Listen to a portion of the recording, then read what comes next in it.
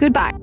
Emma Joe is a quiet, aching short film that unfolds almost entirely in emotional close-up, and when viewed through a queer, women-centered lens, it becomes less a story about moving on and more a study of how queer grief, love, and self-recognition coexist in the same body without canceling each other out. Beginning with Alex alone at Emma's grave speaking, aloud thoughts that are raw, contradictory, and often socially forbidden, especially for women grieving women, because she does not perform a sanitized version of loss, but instead allows anger, longing, resentment, self-blame, and desperate attachment to exist all at once. Articulating how grief can feel cyclical and invasive, how it follows you into bed at night, how the absence of a lover becomes a physical expectation that is constantly violated when you reach out and no one is there. And in doing so, the film immediately signals that it will not ask queer women to be strong or inspirational in their pain, but will instead honor the messiness that is usually hidden or minimized. Alex's monologue is especially resonant for lesbian and broader LGBTQ+ audiences because it reflects how queer grief is often complicated by invisibility,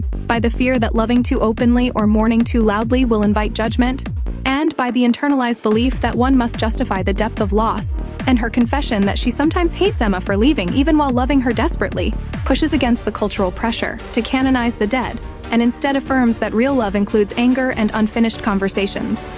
The sudden breakdown of Alex's car at the cemetery functions not only as a plot device, but as a symbolic pause, a moment where grief quite literally immobilizes her, and it is in this suspended state that Haley enters, not as a romantic savior but as a grounded, observant presence whose relationship to death is practical rather than catastrophic, and their initial exchange is awkward, guarded, and restrained in a way that feels true to two women who have learned to protect themselves, Alex from further loss and Haley from overstepping into someone else's pain. Haley's offer of help is calm and non-intrusive, and the film is careful to frame her kindness as an invitation rather than an obligation, which is significant because queer women are often depicted either as rescuers or as people in need of rescue, whereas here care is mutual and tentative, negotiated moment by moment. When Haley offers Alex a place to stay, the gesture reads less as romantic interest and more as an intuitive recognition that Alex is exhausted in a way that goes beyond a broken car, and the domestic space Haley provides becomes a temporary holding environment where Alex is not required to explain herself or perform recovery. And this sense of emotional safety is one of the film's most important themes, particularly for women who have been taught to downplay their needs or apologize for their pain.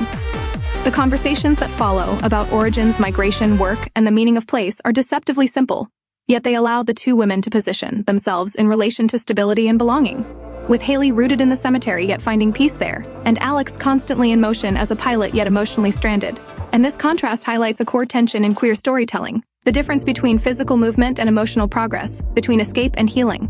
When Alex finally speaks Emma's name aloud to Haley, the film crosses a threshold, because naming a lost lover to someone new is an act of trust that queer women often hesitate to make, fearing comparison, erasure, or the accusation that loving again somehow diminishes the love that came before. Alex's recounting of Emma's death is spare but devastating, emphasizing not spectacle but absence, the fact that Alex was working, the fact that they had fought that morning over something mundane, the way guilt latches onto those ordinary details and transforms them into lifelong evidence of failure. And this depiction of grief is particularly powerful for women who have lost partners to addiction, illness, or sudden death, because it refuses to moralize or simplify, instead acknowledging how survivors often construct narratives of responsibility even when none exists. Haley's attempt to gently challenge Alex's self-blame is one of the film's most emotionally charged moments, not because Haley is wrong, but because Alex is not ready, and her angry reaction underscores how grief can make even compassion feel like an attack, especially when it threatens the narrative that keeps loss contained and meaningful. And this moment reflects a broader, queer experience of struggling to accept care without interpreting it as erasure of pain.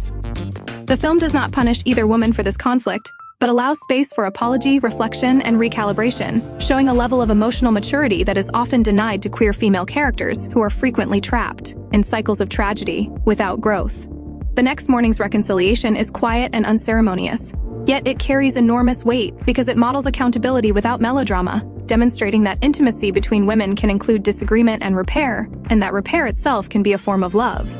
The decision to leave the house and go to the farmer's market marks a subtle shift from stasis to engagement with the world, and the sequence is infused with lightness that does not negate grief but exists alongside it, suggesting that joy does not have to wait until mourning is complete, a message that is particularly meaningful for queer women who may feel pressure to remain defined by loss as proof of depth or legitimacy.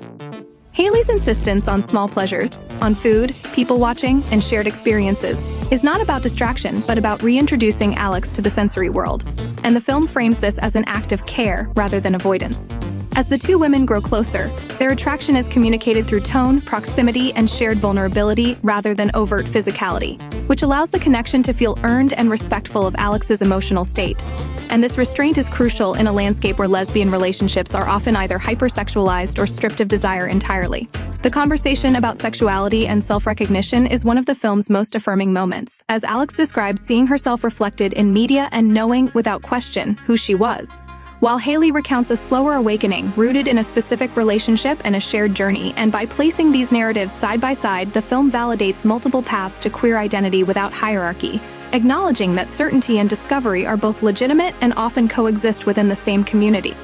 For queer viewers, especially women who came out at different stages or under different circumstances, this exchange resonates as an affirmation that there is no single correct way to arrive at oneself. Emma's presence continues to permeate the film not as a haunting obstacle, but as a remembered love that Alex is learning to carry differently. And the film is careful to show that falling for Haley does not require Alex to diminish Emma's importance, challenging the false binary that often appears in narratives about moving on, particularly in queer contexts where love is already framed as fragile or scarce. The final goodbye Alex offers to Emma is not an act of closure in the traditional sense, but an act of integration, acknowledging that grief may never fully disappear but can coexist with new connection. And this reframing is deeply radical in a society that prefers clean endings and emotional containment.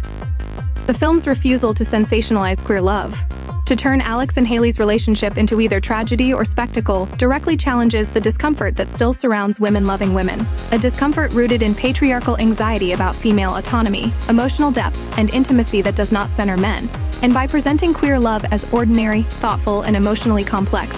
Goodbye Emma Jo insists on visibility without apology. For women in general, the film speaks to the experience of carrying emotional labor, of apologizing for needs, of being taught to manage grief quietly and privately, and of learning, often painfully, that accepting care is not weakness but survival. Each woman in the film embodies a different response to loss and love, with Alex representing the fear of betraying the past by living fully, and Haley representing the possibility of presence without possession. And together they model a relational dynamic that mirrors real-world pressures on queer women to minimize their feelings, to justify their attachments, and to move through the world carefully, always aware of how their love may be perceived. Ultimately, Goodbye Emma Jo is not about replacing one love with another, but about allowing space for multiplicity, for grief and hope, for memory and desire, and it offers LGBTQ+ audiences something rare and necessary. A story that treats queer women as emotionally authoritative narrators of their own lives, capable of profound love, devastating loss, and quiet resilience. And in doing so, it invites viewers not to watch from a distance, but to recognize themselves in the small, brave act of choosing connection again, even when it feels terrifying, even when the past still hurts, and even when the world has not yet fully learned how to make room for love between women without fear.